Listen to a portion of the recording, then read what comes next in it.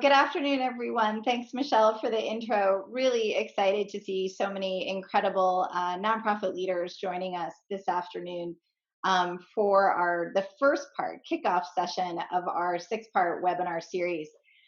For those of you who are really just engaging with our firm for the first time, we are FIO partners, and we help leaders make better decisions. Often we get asked, what does FIO mean? And FIO is Latin for become. And so we see our role really working with our clients is about helping them become the organizations that they envision to create the change in the community that they serve, whatever that really may be.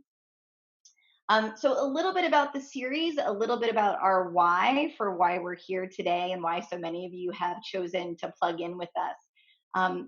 Our team has been engaging with nonprofit leaders over the last 6 weeks, and we have observed incredible, inspiring tales of moving quickly, pivoting, addressing the crisis, protecting clients, protecting staff, making difficult decisions.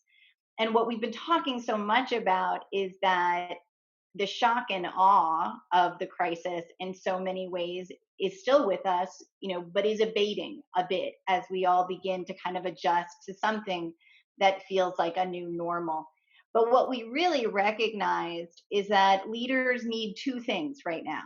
The first is community. The first is a recognition of coming together, the value of peer to peer support, but the other is information and knowledge, understanding ways in which that you as leaders can really navigate this next phase.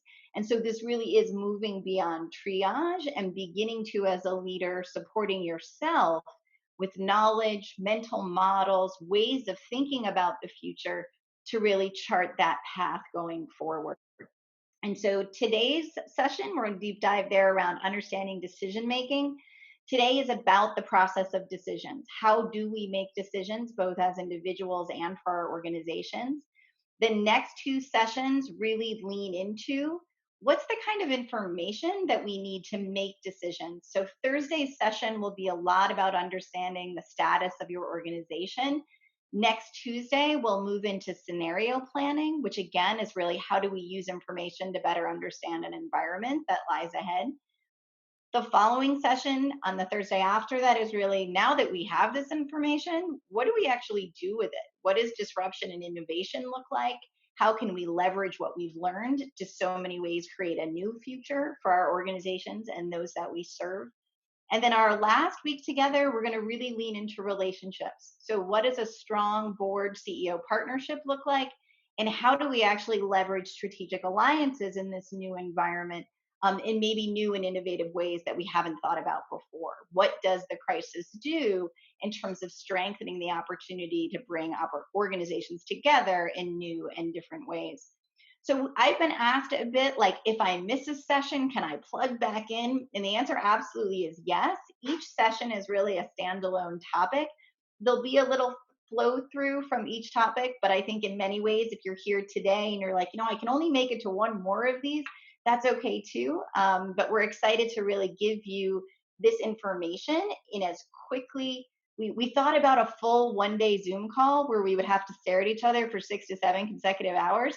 And we thought that was too much. So we thought these bite-sized pieces would be a better way to kind of give you information in chunks and let you digest it, and then kind of come back for a little more when you were ready.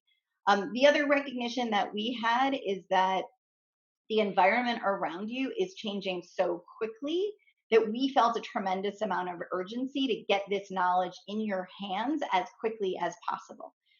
And that waiting 6 to 8 weeks or doing these one every other week was really not going to be helpful to you. So we're excited to kind of do this in a little bit of a Red Bull format in terms of getting as much information to you as possible as quickly as we can. So I'm going to be the main speaker today. As I share at the front end, my name is Ann Yurashek, and I'm the principal and managing partner of FIO. Our team is primarily based in Connecticut and Rhode Island. Our firm was started just about 13 years ago between myself and Jane Arsenault, who is based in Rhode Island as well. But today is about sort of my voice, but it's more important to me that you bring your voices and perspectives to our conversations. And that's the reason why we've really structured this to be about an hour and a half of front end content. We'll do a brief Q&A to kind of close out the webinar, but then we're moving into open discussion because this is about your ability as well to access other leaders and talk to each other. There also was a big thread on our team that people do need a happy hour kind of like earlier in the week. So that's why we also created the open discussion on the back end. But I really want to hear from you. I'd love for you to jump into the chat and do an introduction. Share with us your name, the organization you're with, and where you're based. I'd love to see sort of geographically kind of how stretched out we are and kind of where we're plugging in from today. So go ahead and jump into the chat and introduce yourself.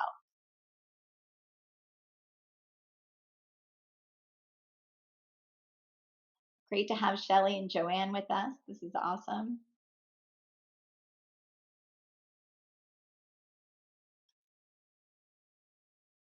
Hi, Barbara from Prudence Crandall. Hey, Betsy. Got Kelly and Melissa and Patrick and Marty out of Rhode Island. Mayor Schulman, welcome. Andrea, all the way from New Orleans. Nice to see you. We've got Katie, Connecticut. This is great. But Sarah, great. Welcome. Welcome, Dave Garvey. And Lisa and Renee. Thank you all for plugging in. I think the chat already confirms for me the incredible array of organizations that we have on the line today and plugging in to join us for this conversation. And it's just really exciting because I think one of the power of the moment is this ability to build community out of the crisis. So I'm going to kind of keep us moving. And again, feel free if you didn't get a chance to introduce yourself to jump into the chat and do so. Great to have so many leaders with us. So, what are we hoping to get done today? What is our objective? This is about understanding the process of decision making. As I have engaged and talked with so many of you over the last 6 weeks, you have faced an unbelievable number of decisions. And so, I'd really love to hear from you before we even get into the content of today. Is really, what are you bringing to our webinar today? What are you thinking about in terms of decision making? What are challenges that you're bringing to this webinar today? So feel free to jump into the chat and kind of share with me, a little bit about where you are today. This has been a lot. As I turned to someone yesterday and I said, this is getting a tiny bit old. This is hard for organizations with really no end in sight. So I'm just wanted to check in and see what maybe you're bringing today to kind of work through as part of our discussion.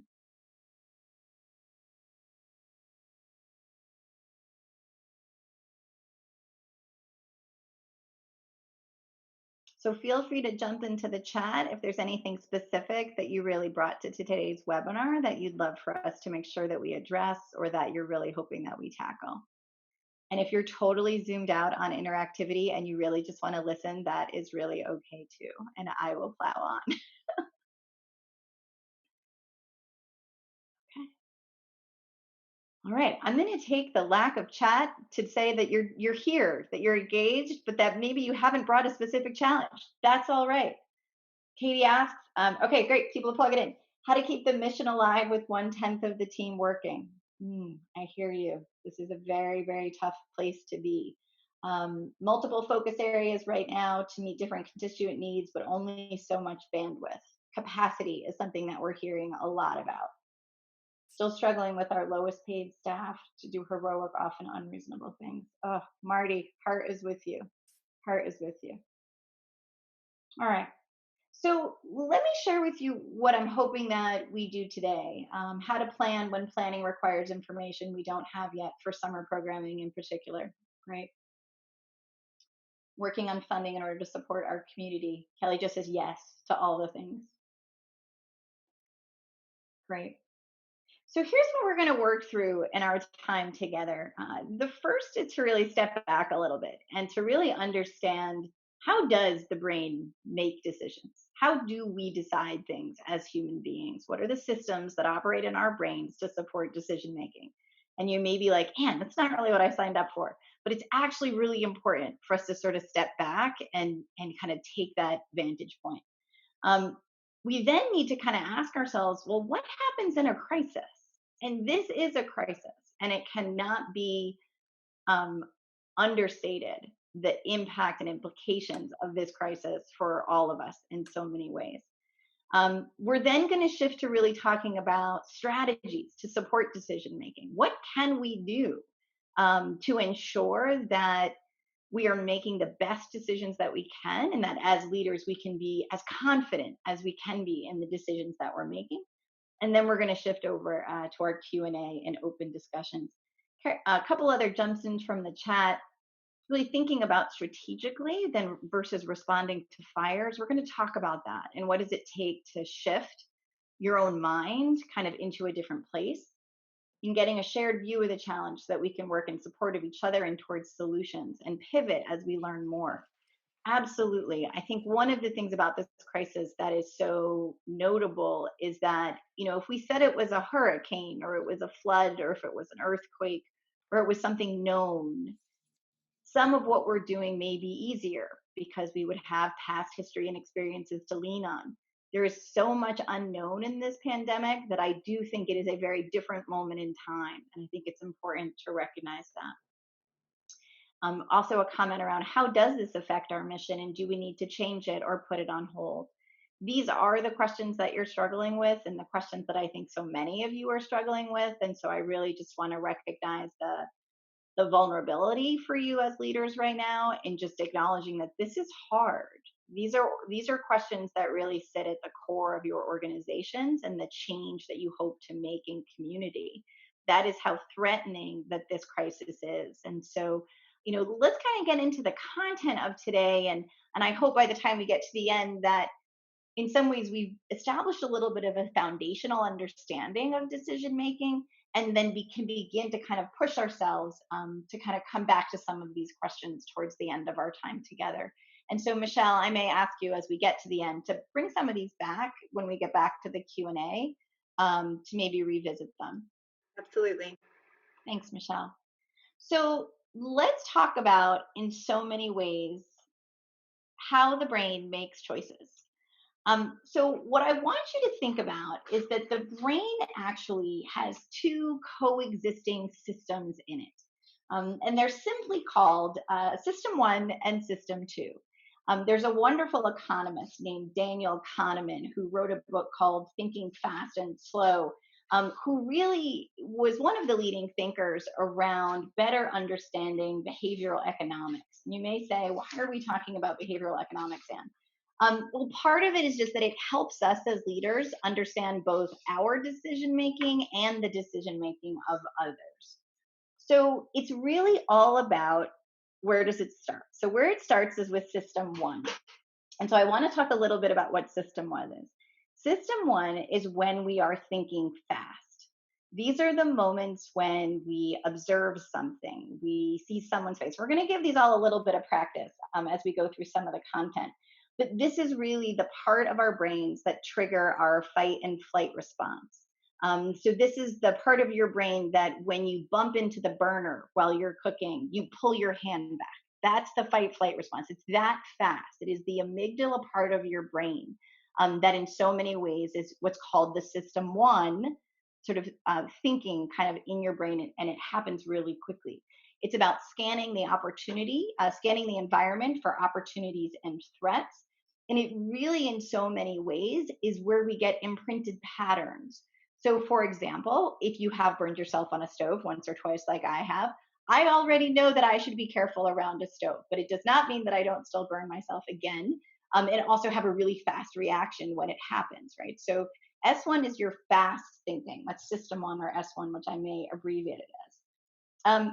System 2, and we'll go into these in more detail, is slower, deliberate thinking. It is when, in fact, you actually have to slow your brain down in order to solve a problem. So we'll do a couple exercises, but we use System 2 in the instances when we're in an unfamiliar context. So part of this is recognizing that System 1 is all about patterns and things are familiar and things that we know or we think we know, which I'll get to.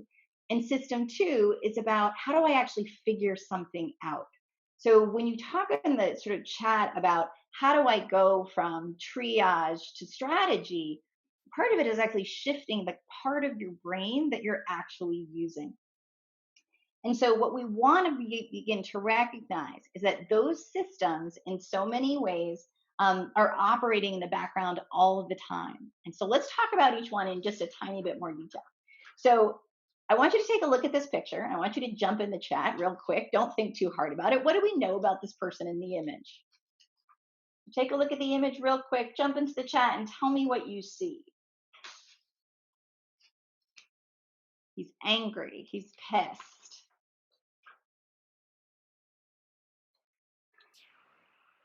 Frustration, loud, loud. He's excited. Excited. He might be an athlete, right? So for those that are thinking, even so, you're trying to jump now. Like maybe why is he angry, right? So system one is your absolute intuition that this is an angry human being, has feelings about something. You know, your S2, he moved to Tampa. Nice, nice, Marty. Thanks for that. But part of this is really recognizing that, like, our immediate instinct is that this person is angry, right? I, even with seconds later, some of you slow down enough to say, well, is he angry? I can't see the rest of the picture. I actually don't know. So you actually shifted from system one with system two within just about less than a second. But the gut reaction is S1. And so that S1 helps us understand that someone who looks like that is usually angry. Someone who looks like that is upset or is shouting about something. And that's that S1. It's the patterns that we have embedded in our brains that, in fact, tell us the story of what we think we're seeing. So let's take, what do we know about these two numbers? So I want you to take a look at this image. What do you know about these two numbers? Jump into the chat. Tell me what you see.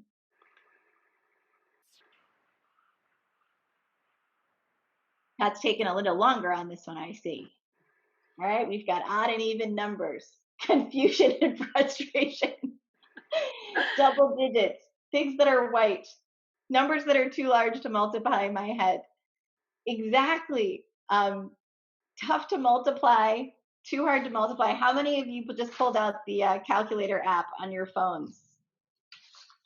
A couple raised hands on that one. So this is about realizing that in system two, we have to slow down to figure out what 17 times 24 is. But for those of us that even have a more like system two oriented brain, sometimes I looked at these numbers and I said, well, what has 17 things and what has 24 things and maybe an X in the middle? Is it a locker combination? Is it a, so part of this is also, is it actually multiplication? Maybe it is, maybe it isn't. So your S1s for a lot of you said, well, that's a multiplication problem. But is it? So S2 is when we actually have to begin to try and problem solve. It's things that are unfamiliar to us that require us to slow down and really sort of say to ourselves, what am I looking at? And that's really important to understand. So we've got S1 and S2. So just to recap in a lot of ways, system one is automatic, it's quick. It really requires very little effort on your part. And in many cases, that's a good thing and a bad thing. But system two, in so many ways, is that more thoughtful allocation of mental energy. It's about mental activities that demand you to sort of slow down and think things through. It can include computation, it can include problem solving. I want you to think about the instances when you're driving somewhere and it's very familiar. So think about when you're driving around your own neighborhood. You're at like the end of your commute. In some ways, those are S1 activities. And maybe while you're driving with someone, you can kind of have an entire conversation with someone. You know where to turn left, you know where to turn right. And now I want you to think a little bit about what does it feel like to drive somewhere unfamiliar, where your Waze is shouting at you to turn left or turn right. Are you able to have a conversation with someone? Typically not, because you're actually using your S2 in so many ways to kind of think through the directions. And it's really hard to kind of multitask, particularly when you're using the S2 part of your brain. So what else do we know about S1 and S2? They are interdependent and they are constantly active. And so we actually leverage S1 all day, every day. in so many ways to help us create those initial impressions, our auto response. It is always alert. And it, in fact, is one of the major providers of information and impressions to S2. So I want you to think about S1 is that first pass. It's the what information can I gather right now? S2 is how do I make meaning in so many ways of what I'm seeing? And so S2 is in charge of self control. It operates in the background and we leverage it when we choose to. So when we shifted from the picture of the angry man to the equation, your brain actually had to shift. And so S2 starts to turn those impressions into beliefs and to actions. So many of that's used your S1 to say, that's a multiplication equation. I need to go figure it out. And so it led to a belief, it led to an action. Um, S1 from S2's perspective is right most of the time. So S2, and I try to simplify this a little bit, S2 believes S1 to be correct. And so I want you to think about one other example with me, which is you're driving down the highway and you see someone driving completely out of control. You know, some of your immediate thoughts might be, that person is a horrible driver. I hate people who drive like that. That is road rage or this or that. And you start to like be really angry. You might point at the person, be like, you're being really dangerous. But what happens if, in so many ways, you heard about it after the fact that that person was on their way to the hospital or needing to be someplace that was really important? Because we operate in our S1 can actually sometimes tell us stories that may or may not be accurate. So we've got to recognize that S1 is the starting point. That's our fast thinking. It's S2 that slows us down and can help us make meaning. So, why are we talking about this? Why is this important in the context of the COVID crisis? Okay, that's a scorpion. And these are some little icons. So work with me, folks, in terms of a metaphor. I want you to think about walking down the street and you see a scorpion. Now, have any of you ever lived in the desert where there are scorpions? I have not, but this is why this is an important metaphor. So if it's me, I'm walking down the street and I see a scorpion coming at me. My S1 is going to very quickly try to help me understand what are my options. Is it a scorpion?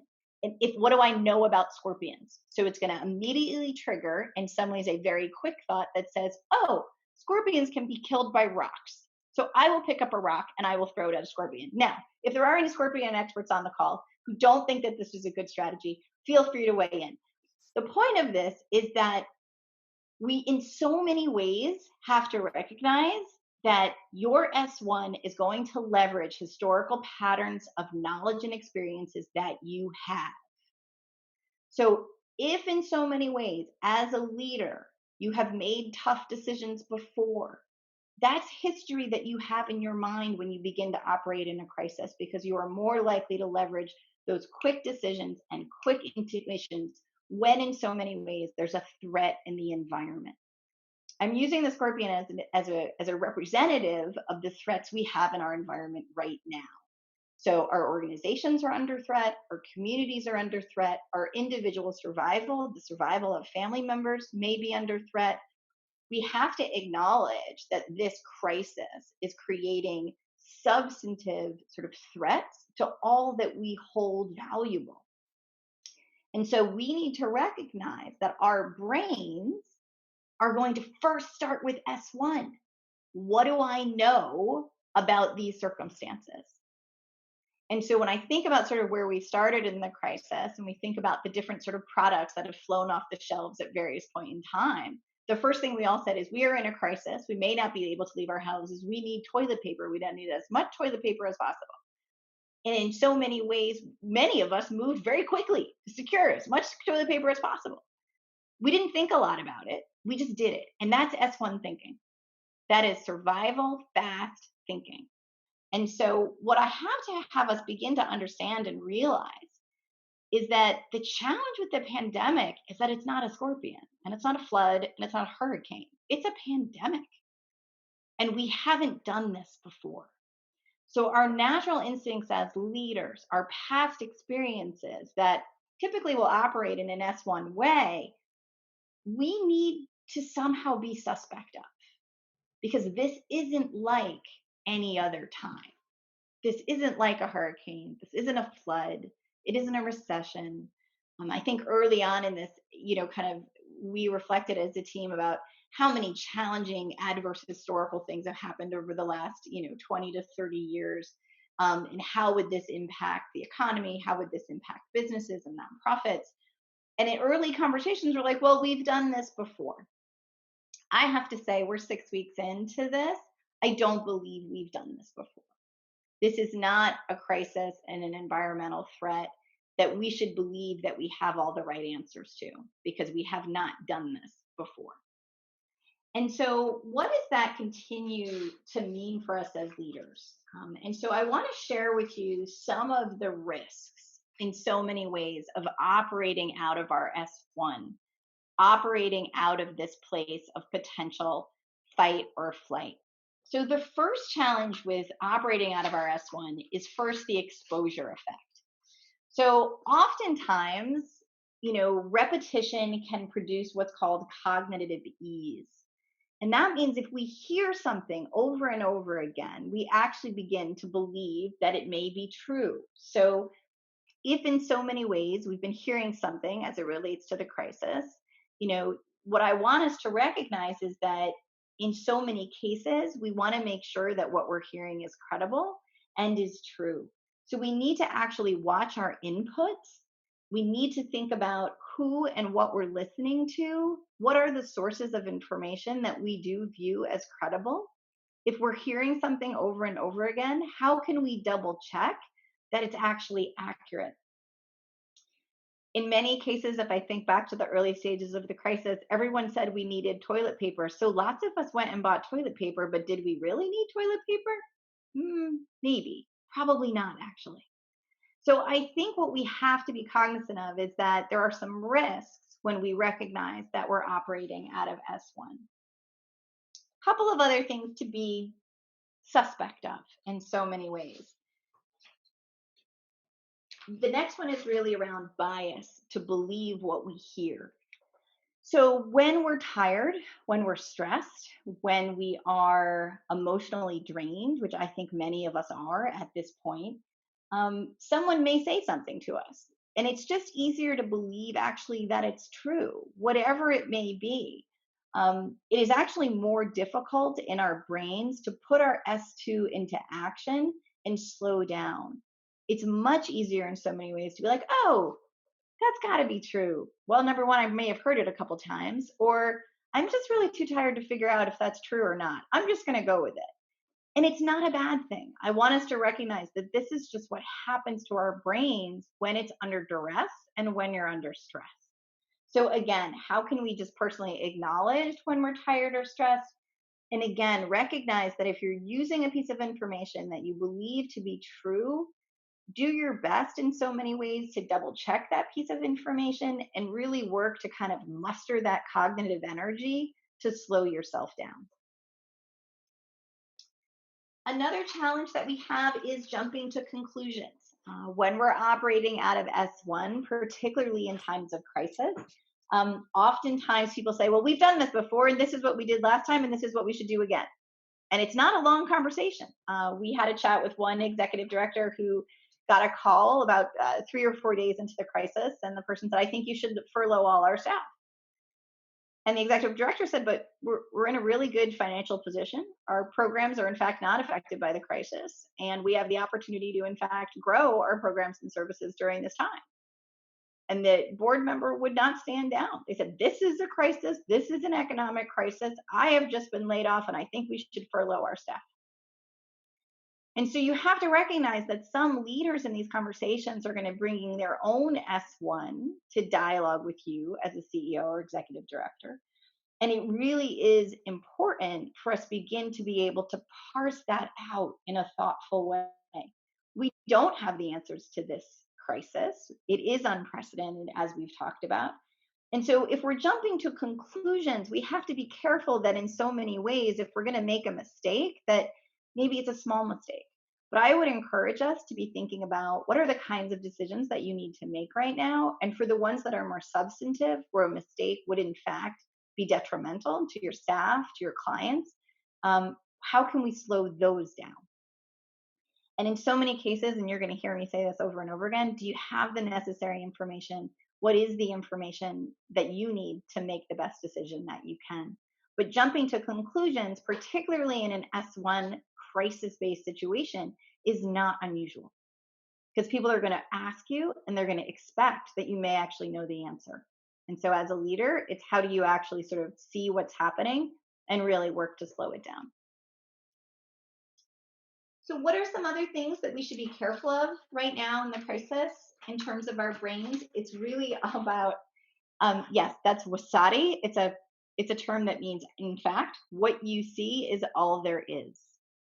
So again, when we are tired and stressed, we may believe that yep, we pretty much can see what this is. We can pretty much decide. And we can actually construct some narratives. And that's what S1 is really good at. We see this, and this in so many ways, S1 helps us make and create coherence in a narrative, but maybe not accuracy. And so we have to be careful in so many ways that we're seeing this sort of set of things unfold. S1 very quickly could tell us a story about what's happening. It's S2 that, in fact, will slow you down and make sure that what you're seeing is actually accurate. And the other piece that I think we can see in situations like this is overconfidence. Is this sort of sense that if we have a good sense of what we should be able to do, we should just do it now, and that's the right thing to do. And I just want us to be careful. I want you to really focus on how am I going to increase the accuracy of our decision making, not just the coherence. So, as our team kind of engaged in this content, they were like, Anne, this is super heady. And I was like, I know. We're talking about your brain.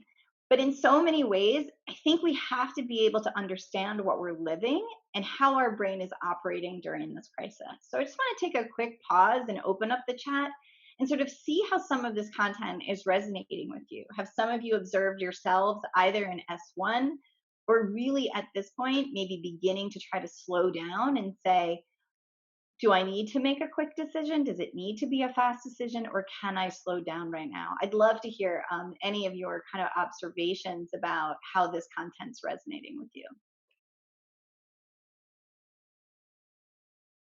Okay, Joanne says no slowing down yet. That's all right. That's all right. It's good to know, though, that you're still moving really, really quickly and recognizing what some of the challenges in the fast decisions you have to make may be. Other observations about this content, thinking about S1 and S2. Okay.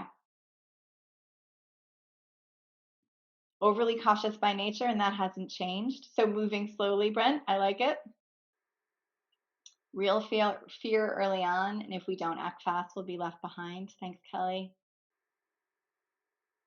Yep, a lot of quick decisions already, slow and steady. Yeah, I had to make an S1 decision this morning due to a time constraint.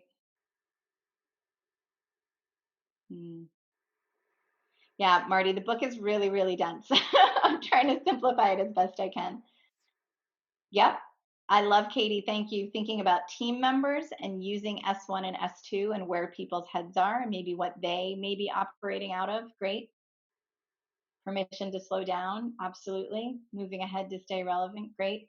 Trying to pivot between the two. Thank you. Great.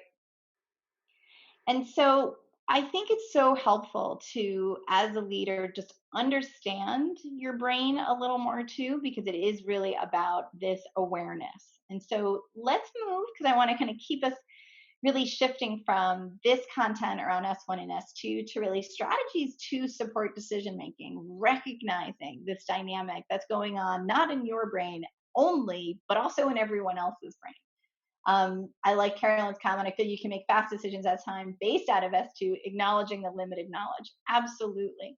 I think the tricky part is where are we just making a decision out of S1? And that's where I think it can be risky. So the biggest aha that I have had in this crisis is that each of you on the line are affected uniquely. As CEOs, board members, and nonprofit leaders, each organization, based on its industry, stage of development, financial health, is being impacted differently in terms of the crisis. There are organizations that are expanding their services. There are organizations who have had to substantively blow up their business model in the last 6 weeks. We have seen furloughs and layoffs and potential closures. At the same time, we are seeing substantive growth and increasing resources. This is a mixed bag. So, even as I talk about strategies for decision making, I want you to realize that I understand that each of you may be in a very different place at this point in the crisis.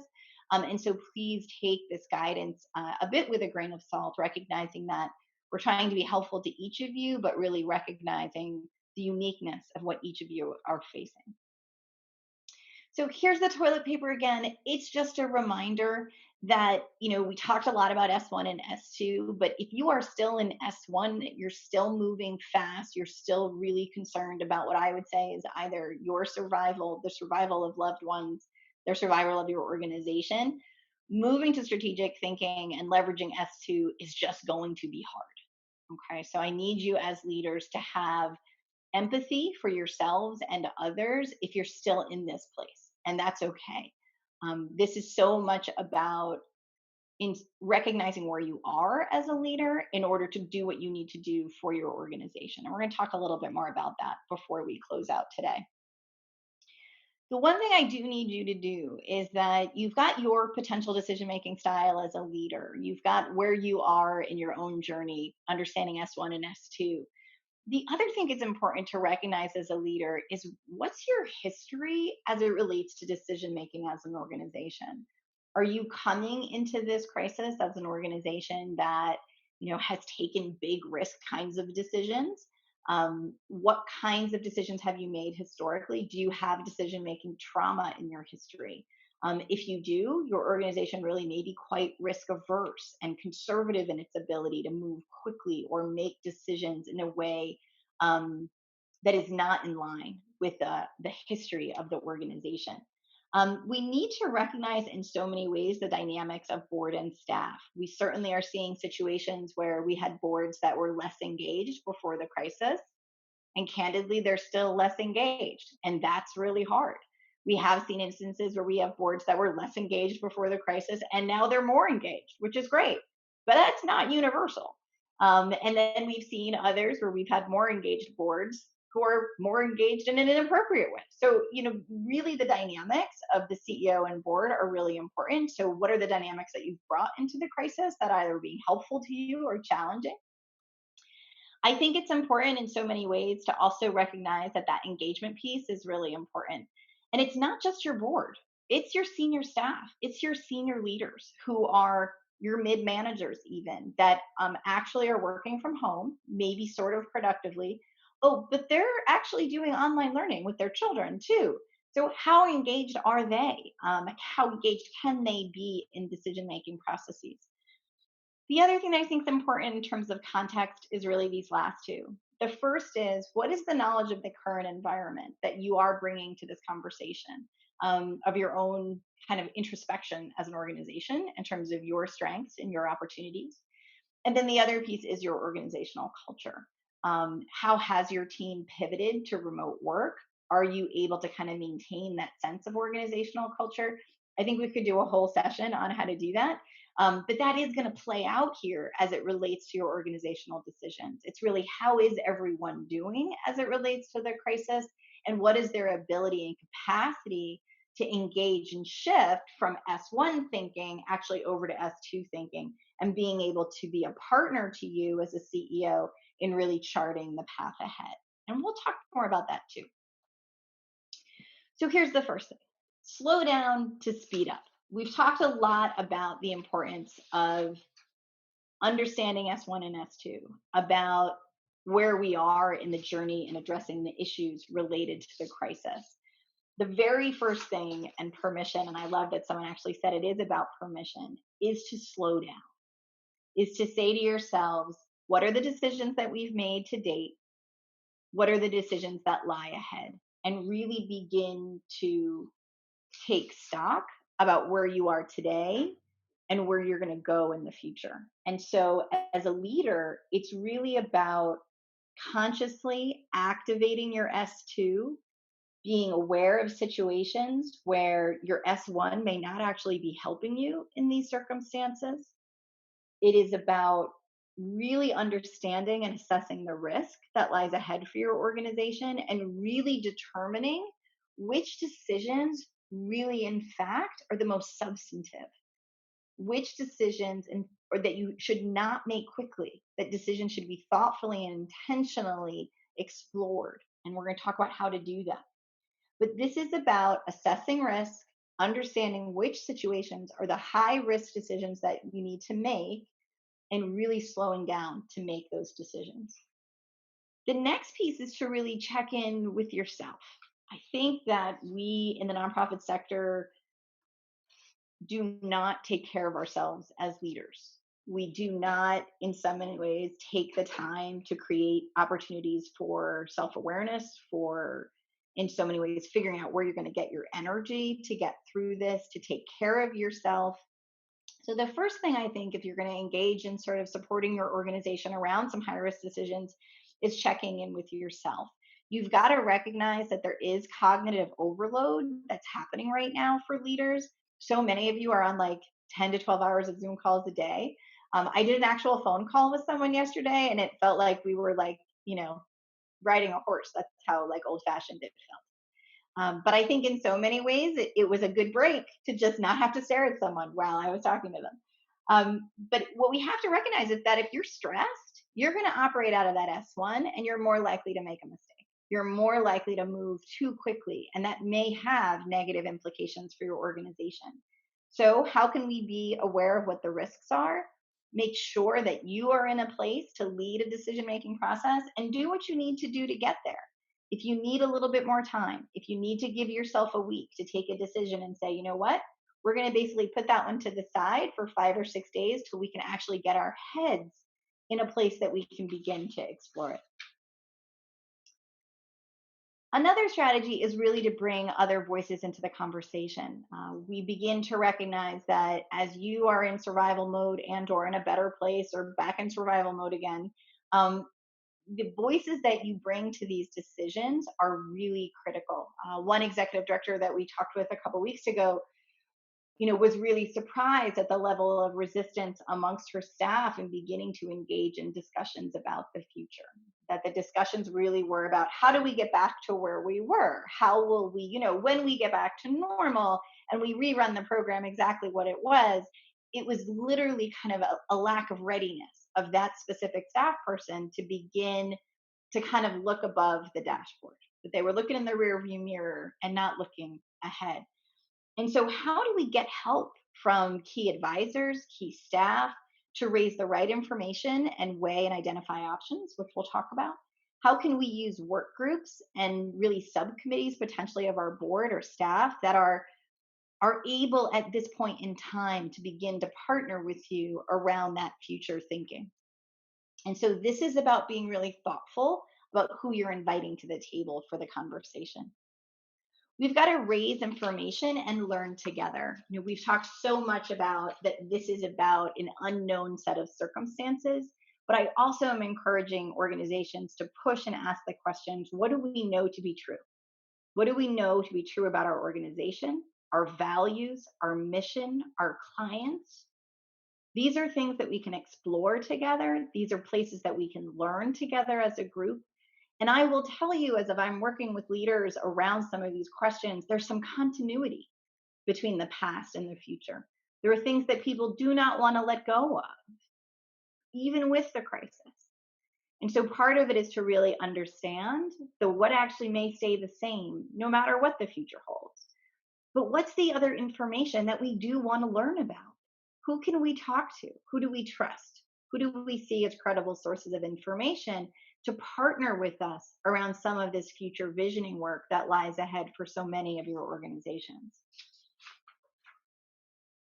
The next space is really around identifying the options. And we're going to really lean into this in our next two sessions around retrenchment planning and scenario planning, which are really all about how is the environment going to change around you And then what are the choices that you can make as an organization to, in so many ways, both adjust to that environment and still fulfill your mission?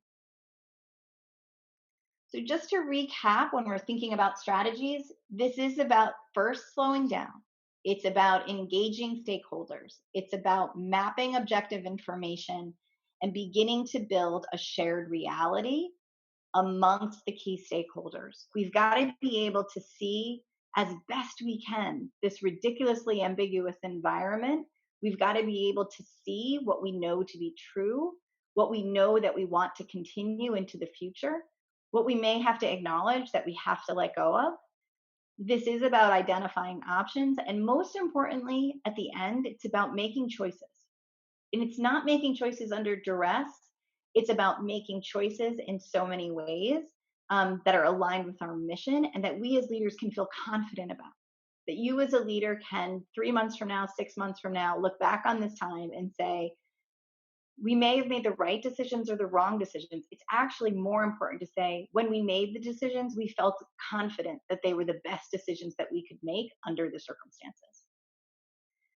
So I'm going to close it out right there. We're just at about 4:20. I wanted to open it up for Q&A from the group before we jump over to our open discussion. So I'd love to hear your reactions to some of the strategies, just thinking about what this means for you as a leader, or answer any follow-up questions that you may have. And you can add them to the chat, or you can feel free to unmute yourself if you'd like to at this point.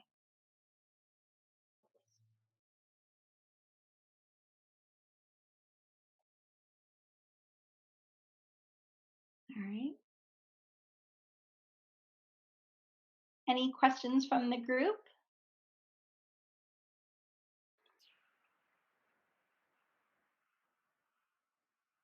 Okay, so question from Melissa. What do you suggest you do if your staff and you are all in very different places?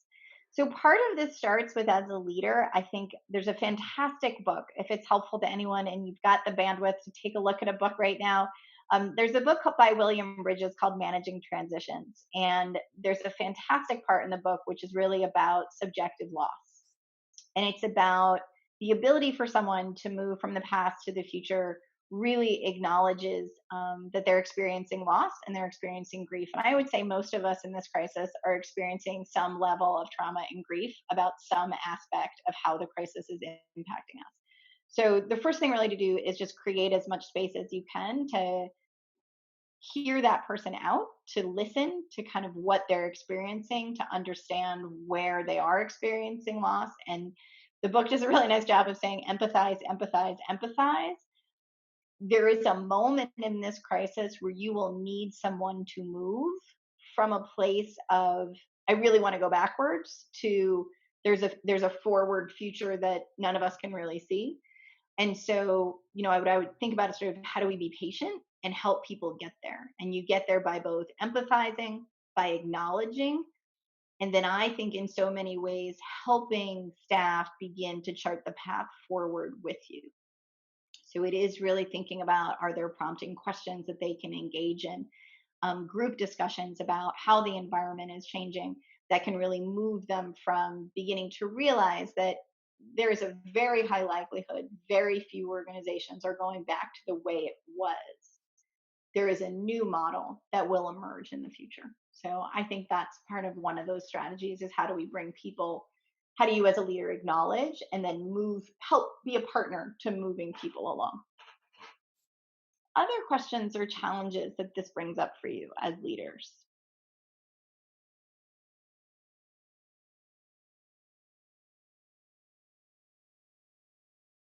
Okay. And So you did get a quick message from Sarah, who had to jump off, but she did say that these were very helpful insights, and she will definitely share with her clients. great. Thanks, Michelle. Yeah. So, Hi, Ann. It's Patrick. hey, Patrick, how are you? Doing really well, thanks. It's crazy, this whole roller coaster ride, working remotely, but everybody's in the same boat. I guess my question is with with funding uncertain for a lot of nonprofits, and we're probably a number of them are going into budget preparation season for the Yep. next fiscal year. Yep. It's really tough It is. to look at the crystal ball and come up with a future Yep. budget. What would your suggestions be relative to that? So I think we're going to do a deep dive around scenario planning next Tuesday. And I think, Patrick, part of this is getting comfortable with a range of environmental scenarios that you then can use to do. You may end up doing more than one budget in this budget season. So thinking through of what would be a starting point budget, assuming that things, go back to normal kind of around maybe July or August or September. You may end up thinking about a budget where things really do not go back to normal until November, December, call it January, or even a little farther out. So it is about thinking through within each of those scenarios what are the implications for the delivery of programs and services, and then in turn the revenue model that would go alongside it. But we're going to go pretty deep on that next Tuesday, because I think that that's one of those skill sets that a mental model for thinking about how to do scenario planning would be really helpful. And I think it is about recognizing that you may do more than one budget, and then in some ways work with the board to say which of these do we feel is most likely, and then you start there. Great, thank you. So, Anne, if I could just bring us back a little bit to some of the initial comments that folks Sure. had. Jennifer O'Donnell had a comment about, how does this affect our mission? Do we need to change or put it on hold right now? Do you have any thoughts on that? Yeah. I really do think that, part of this work is to understand and sometimes even go back to your own origin story as an organization. Why was the organization created? What was the problem that it was designed to solve? Will that problem persist into the future? As we look ahead in the sessions and we talk a little bit about disruption and innovation, we've got to ask ourselves is how has the COVID crisis impacted our business model? How has it disrupted systems in which services were delivered? And how have we handled that disruption? I am aware of, there are lots of organizations that are really struggling. I have seen some that have said, wow, our business model is completely not possible to deliver on. And instead of doing something, we're actually going to do nothing and we're going to wait it out. And I've seen others say, no, no, no, no, no. Our business model, we can pivot this, we can make this work. And they've brought energy and capacity and innovation to new ways of delivering services. And so I've seen it go both ways in the crisis so far. But I think it is really coming back to what is your mission and what is the problem you're trying to solve and how does that change in a future environment. I do think really understanding the scenarios will also be helpful to that as well. Okay, thanks, Michelle. A colleague of mine on the call as well also suggested on the budgeting question. This is kind of back to Patrick that if need be, begin to budget in increments. So thinking about a 6-month budget, a 3-month budget. In some ways, if you needed to kind of pick a shorter time horizon to work with, making some commitments between board and staff about a tighter budgeting horizon so that you could continue to potentially pivot and adjust as you needed to. All right. So we're coming up on the last couple of minutes of the webinar, sort of part of our discussion before we drop over to open discussion as a group. Just want to really tee up what's coming up next. Today was about decision making. The next 2 sessions really all about or how do we raise information to support the decisions that we need to make.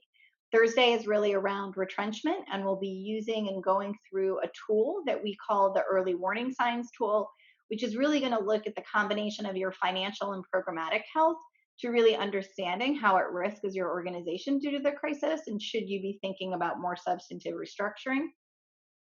Tuesday, we'll do a deep dive around scenario planning. This is really about how do we understand the environment, really think about the trends and the things that will most impact our business going forward and begin to prepare for the best and the worst case scenarios. And then, as I said earlier, we'll lean into disruption innovation, board and CEO relationships, and strategic alliances. And so for those of you that are just with us for the first hour today, I really just want to thank you for being with us and for being a part of our dialogue and conversation today. For those of you that want to hang out for another half hour or so, we're going to move to really kind of an open discussion format.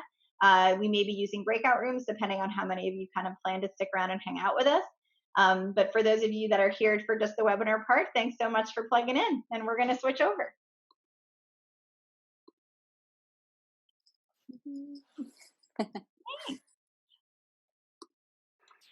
All right. So for those of you that are staying for the happy hour part of our session today, you can feel free to turn your video on if you'd like and grab a cocktail, and we're going to kind of stay out our beverage of your choice, and we'll go from there.